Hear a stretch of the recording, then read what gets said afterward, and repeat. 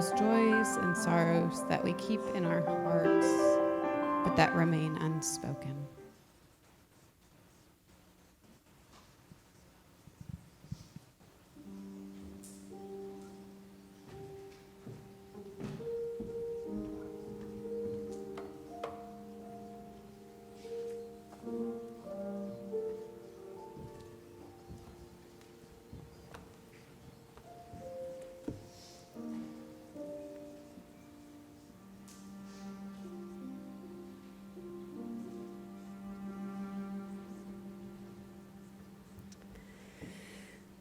I invite you into a time of meditation with me. And I usually tell you to close your eyes, but today I ask you to keep them open if you can. Maybe taking a deep breath in and out. Feeling yourself relaxing into your seat. The seat firm and stable beneath you, holding you steady. If you can, you might put both feet on the ground, uncrossing your legs, feeling the ground beneath you. Firm and steady.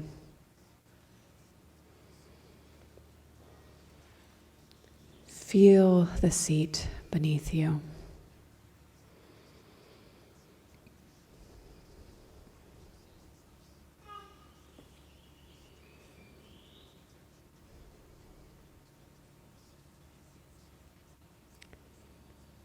Focus on your hearing. What can you hear? The sound of my voice? The rustle of the people around you, perhaps even your neighbors breathing. Maybe the folks in the kitchen or a car going by. Maybe it's the sound of the birds outside, or even the rustle of the wind through the grass.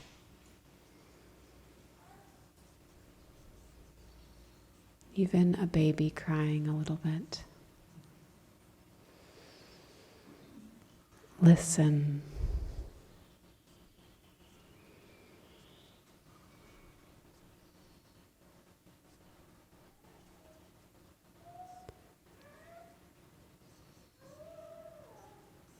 What can you see, beloveds?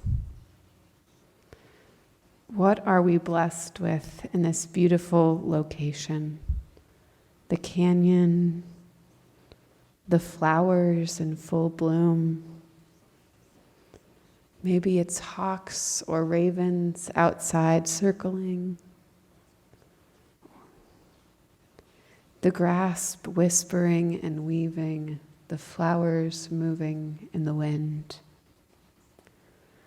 The sun reflecting on the water in the distance, or even on the leaves of the trees nearby. What do you see? I invite you to let your gaze wander a bit, maybe turning one way and observing, and turning the other. What can you see?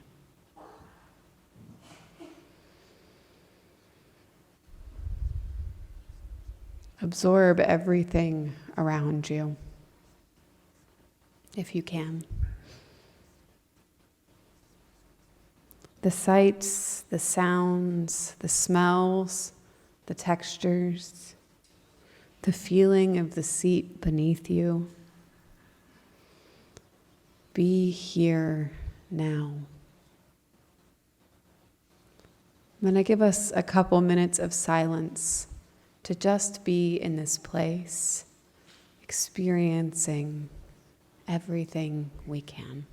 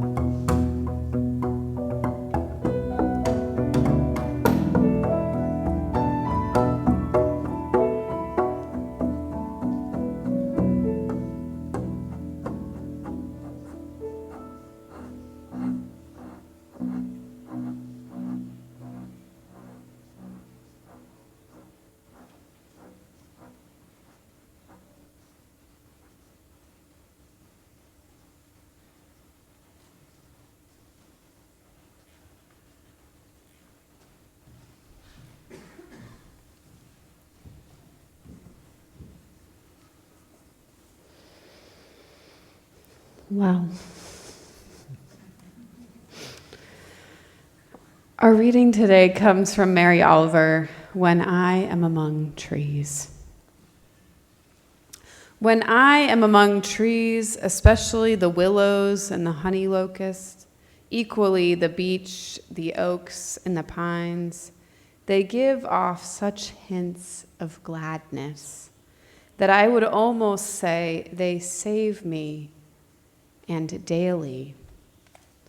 I am so distant from the hope of myself in which I have goodness and discernment and never hurry through the world, but walk slowly and bow often. Around me the trees stir in their leaves and call out, "Stay a while." The light flows from their branches, and they call again. "It's simple," they say, "and you too have come into the world to do this, to go easy, to be filled with light, and to shine." From Mary Oliver. Our centering hymn this morning is number 21, For the Beauty of the Earth.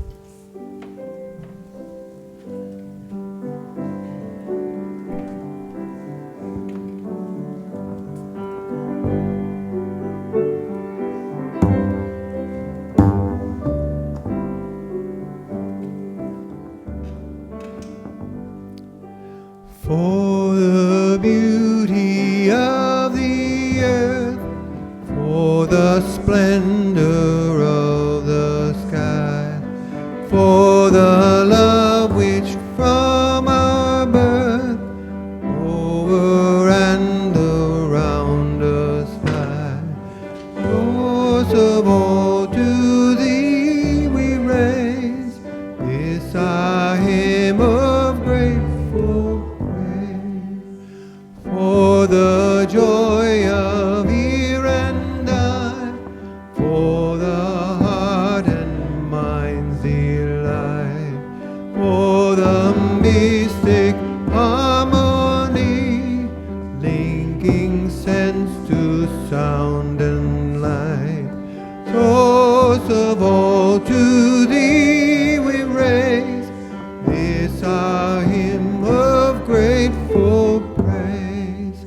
For the wonder of the hour, of the day and of the night, hill and dale and tree and flower, sun and moon and stars in light. Source of all to thee we raise this our hymn of grateful praise. For the joy of love and care, sister, brother, parent, child, for the kinship we all share, for the gentle thoughts and mild. Source of all to thee we raise this our hymn of grateful praise.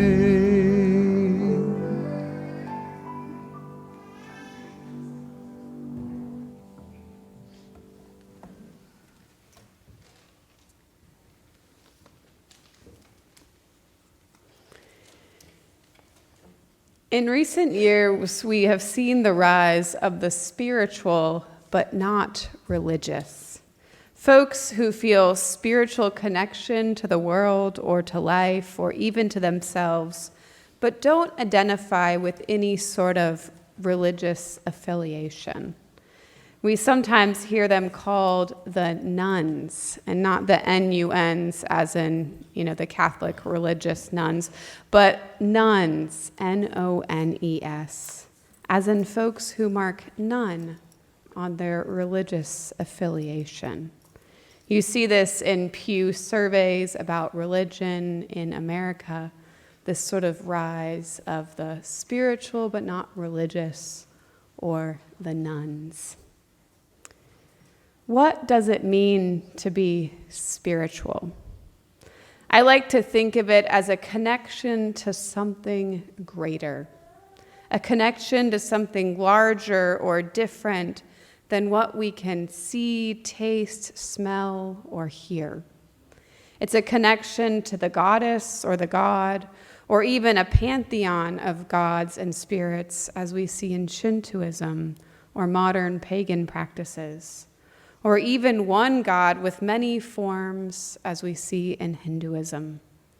For others, it's a connection to the universe and the world, or even to each other, to the life force we sometimes name love, or to the feeling of being one with nature and the earth.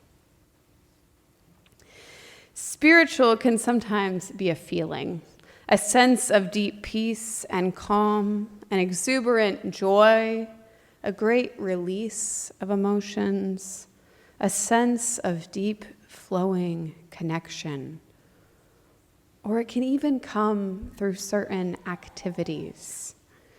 We here at PUC have hosted a number of celebrations of life or memorial services over the last couple of weeks and months.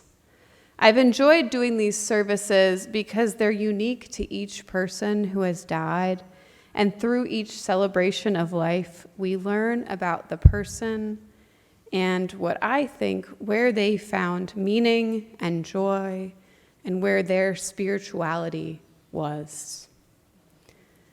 For one person, it was music. We sang Amazing Grace yesterday, a favorite hymn of a man who loved music. For another, it was learning, and particularly books and libraries. Last week, at the end of a service, the family had set up an entire bookshelf and gave away books as requested by the deceased. So they had members of his friends and family come up at the end of the funeral and actually pick up books off of a bookshelf that had been set up. He loved books, really did. That was his spiritual center. For another, it was psychology and learning about the self. More than one person here at PUC that I've met through these memorial services has a deep fascination with psychological thinkers like Maslow and Gestalt and Freud. And another service, another person, a deep connection to nature and teaching others how to experience nature safely through backpacking trips and sports and other activities. For all of them, there was a sense of connection to community as well, and sometimes family. A connection to humans and the richness created when we gather in community. I've loved getting to know these people and feeling a connection to their deeper passions and love through the activities that they found meaningful and spiritual. Places can also make us feel spiritual. There may be someone's home or a relative or a friend that gives you a spiritual feeling, deep calm and connection. It may be an organization that does good work. The joy that I feel stepping into some nonprofits, knowing that they're doing something that's helping the world and changing society. It may also be church. Stepping onto campus here on Sunday, perhaps, you can feel your shoulders go down a bit. I hope it's creating a sense of a release of stress and a letting go of the week. Or maybe it's a house of worship that's not your own. Many of us find meaning in the cathedrals of Europe or even local Buddhist temples here in LA. Places can connect you to something greater, to the life force or the spirit. Nature is often a place where you feel a connection to the sacred, where we feel spiritual. Now, I'm not saying that this is true for everyone, Early in my second church internship, a leader in the church pulled me aside. She was an opinionated daughter of a Methodist preacher in her early 50s with long gray hair and a big, jovial smile. She told me, "I don't feel spiritual in nature like most you use. I find mine in the theater. Nature, for me," she said, "is uncomfortable and not at all spiritual." I could imagine that she had had too many run-ins with mosquitoes to like nature.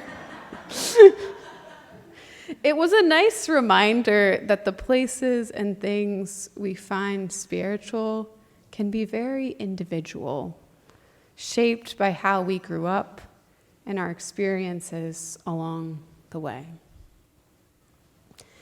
It is Earth Day, though, and I want to spend some time on the way nature can feel spiritual to some of us, the ways being in nature connects us to something greater than ourselves. In her book, Church of the Wild, Victoria Lours describes what she calls her place.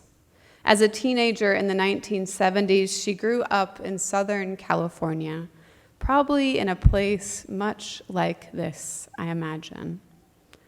Her place was on the edge of a barranca, the edge of a canyon or a gorge, or even, as the West Virginian in me would like to say, the edge of a holler or a hollow. Her place was a secret, someplace she never took anyone else and never told anyone about. She says, "I liked the getting there nearly as much as the being there. The path wandered around tall as me, wheat-looking weeds that squeaked when you pulled the heads out. Boulders and even taller bushes of scrubby sage and laurel sumac defined a particular path, a deer trail that looped around the edges of the barranca wall. The entrance was appropriately hidden. To recognize it, you needed to train your eyes and leave markers like stones atop one another or a small ribbon tied to a broken branch." She says, "It took me several visits before the homing beacon of the place would draw me there without annoying backtracking.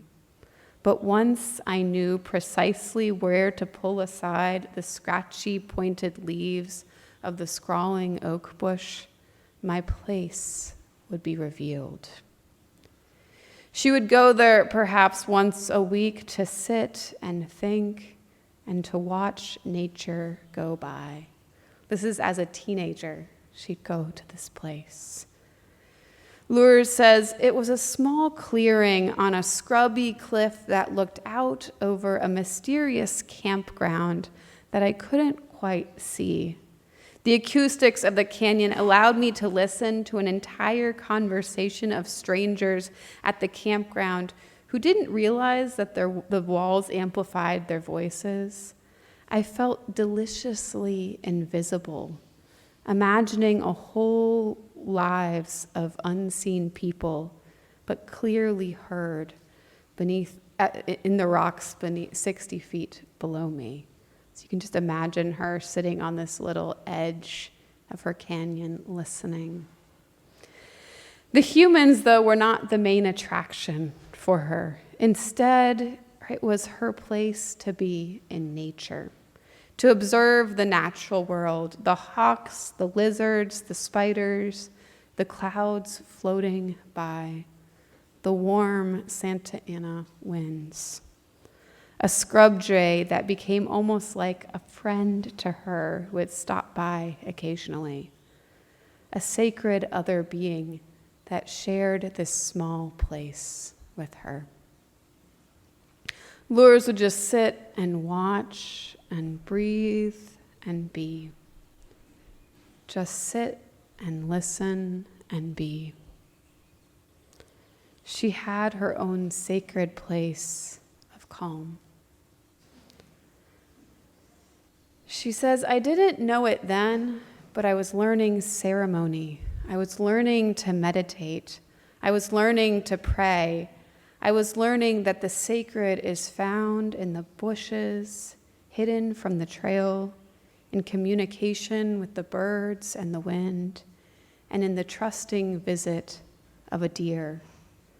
My place was slowly turning into our place as I recognized that belonging to a much larger story, that I belonged to a much larger story. It took many years before I had a clue that this private ritual I had as a teenager, she said, was calling me into relationship with the land, the world, the sacred, and my own soul. I too have found connection to nature, and from an early age. Growing up in Cincinnati, Ohio, my friends and I would frequently play on what we called Dave's land behind our houses owned by Dave down the street. The land was wooded and sloped down into kind of a bowl and allowed us to play in the woods and on rocks and trails. As a kid, it seemed like this huge plot of land going down into the hollow, this little bowl. Though in reality, it was probably just a plot that wasn't developable because of the rocks and stuff. We would camp and we'd have bonfires. We would be in nature daily, and it was very feeding for me. And it was also right in the middle of Cincinnati, Ohio, in the city. After we moved to Virginia when I was in 6th grade, I fell into the practice of walking my dogs in the woods behind our house after school every day. Although I didn't have one spot or one place, the thousands of acres of park were my place to decompress, to think and just be in the natural world. Those walks are probably what kept me sane, to be honest. I felt a connection to the outside world, to the world going on around me. I felt peace and I felt at calm, sort of like how Mary Oliver described it. In Unitarian Universalism, there's been a renewed interest in what's called religious naturalism, a term that was first used by our own Unitarian ancestors in the 1800s. This is from the Reverend William Murray. Religious naturalism says two things. First, it holds that the natural universe is all there is. The supernatural does not exist. And second, it maintains that there is religious meaning and value in nature, a sort of agnosticism or atheism that finds holiness or sacredness or even spirituality in our natural world and the scientific principles that dictate it. Michael Battenberg, in a talk on this subject, says, religious naturalism is the child of both religion and science, and I believe it can share both of its parents' best characteristics. As naturalism, it seeks knowledge about the universe right here in this world of matter and energy, which includes our minds and our beliefs and whatever else the world of the supernatural tries to explain.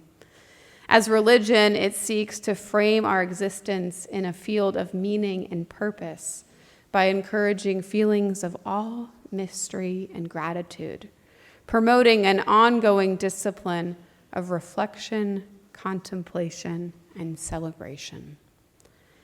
I feel a connection to this understanding of the world. Religion, religious meaning, spirituality to be found in nature without necessarily the assertion of a God or a supernatural force.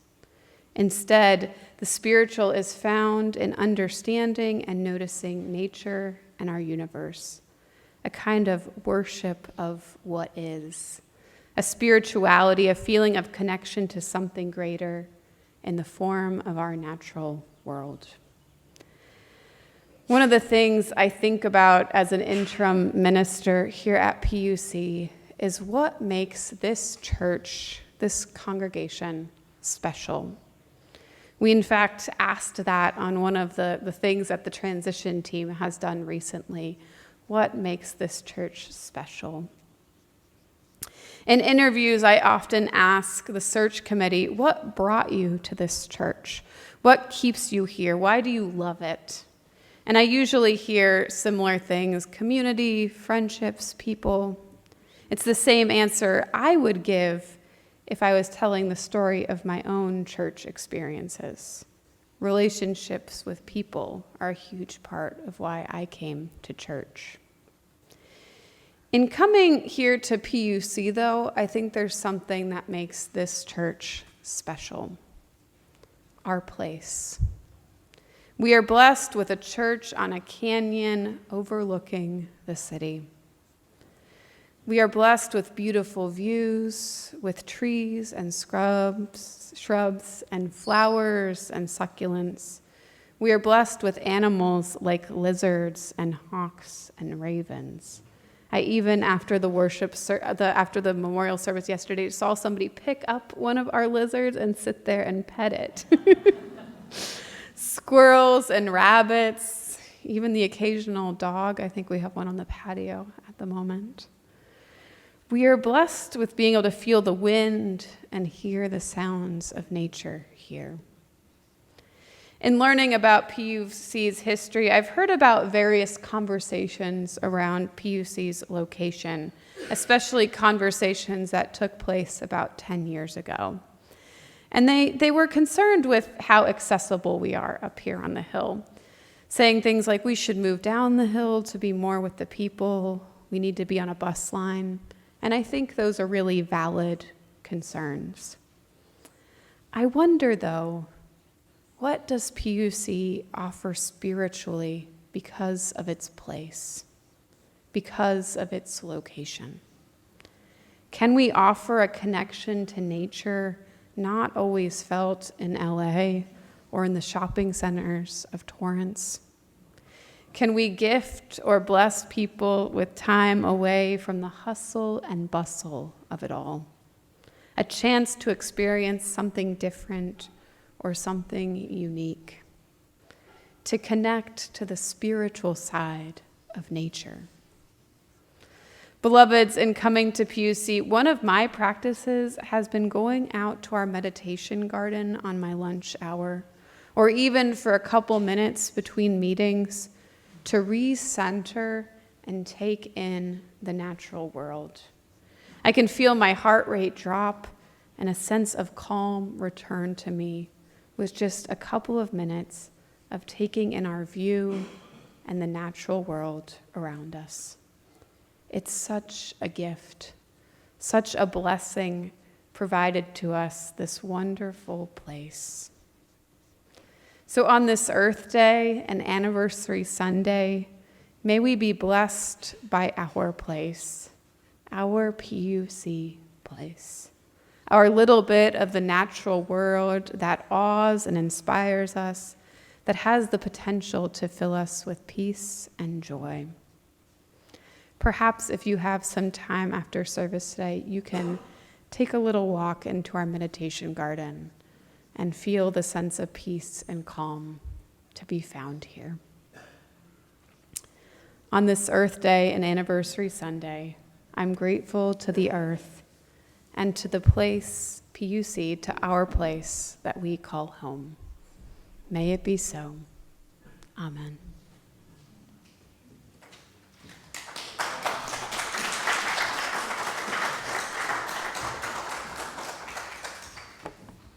Thank you. That was wonderful. And now it's time for our offertory. Today we'll split our offering with the Peninsula Harbor Crop Hunger Walk.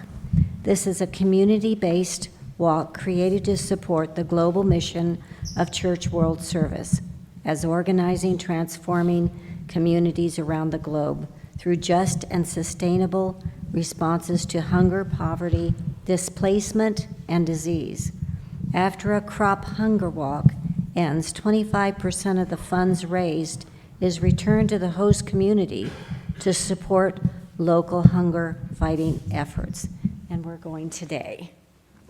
So please go with us in spirit. Thank you. And now for our musical offertory. Thank you.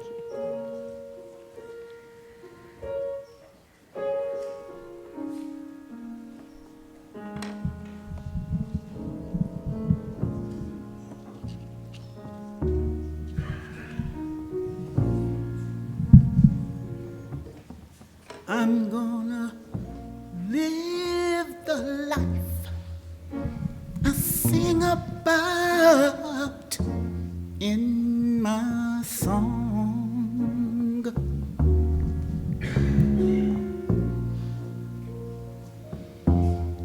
I'm gonna fight for right and always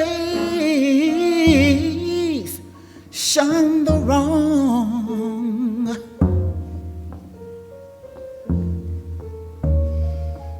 If I'm in a crowd or in my home, on a street or alone, see, I'm gonna live the life I sing about in my song.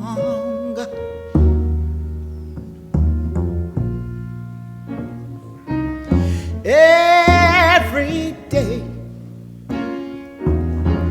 everywhere, out on the busy thoroughfare, folks may watch me, some may spot me, some say I'm foolish,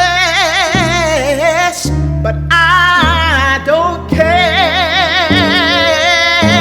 I can't sing one thing and then live another, be a saint by day and a devil undercover. I'm gonna live the life I sing about in my song. Ladies and gentlemen, Michael Sincere and Dr. Seven Bennett.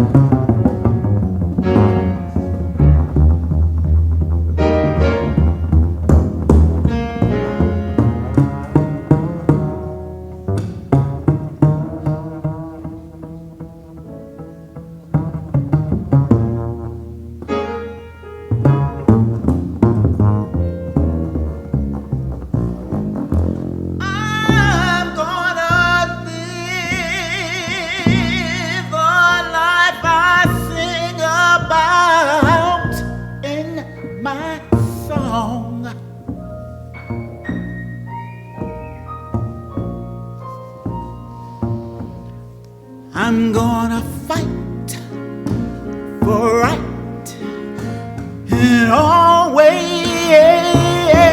shun the wrong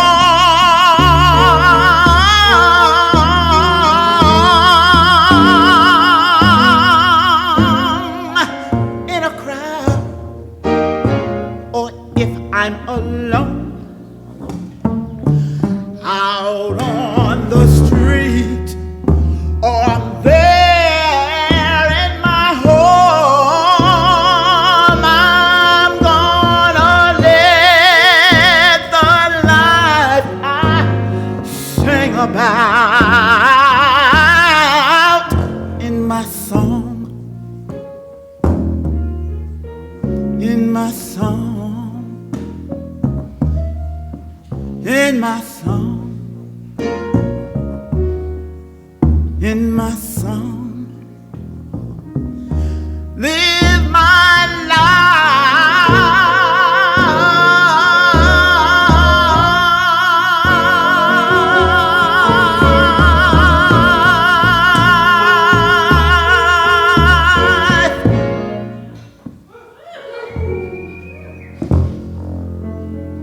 In my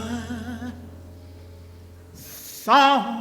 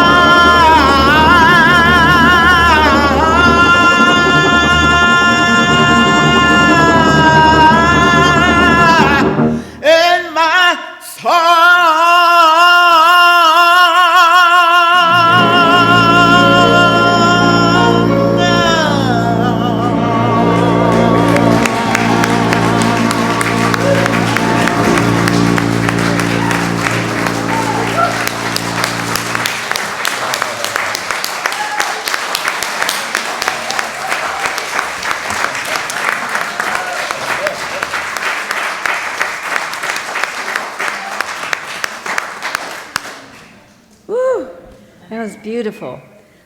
Let's read together our affirmation of gratitude. After that, we're very grateful. Let us be grateful when we're able to give, for many do not have that privilege.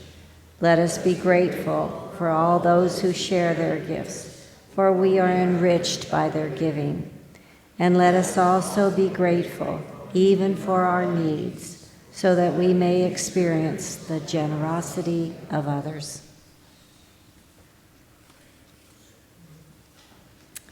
And our closing hymn.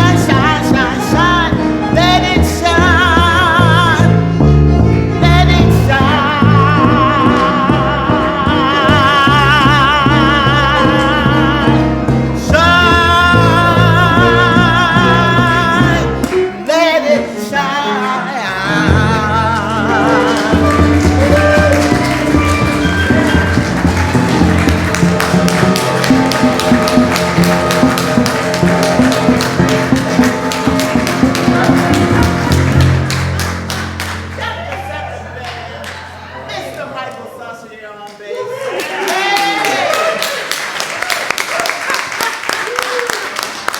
Some of the best. This church is dedicated to the proposition that behind all our differences, beneath all our diversity, there's a unity that makes us one and binds us forever together, in spite of time and death and the space between the stars. We pause in silent witness to that unity.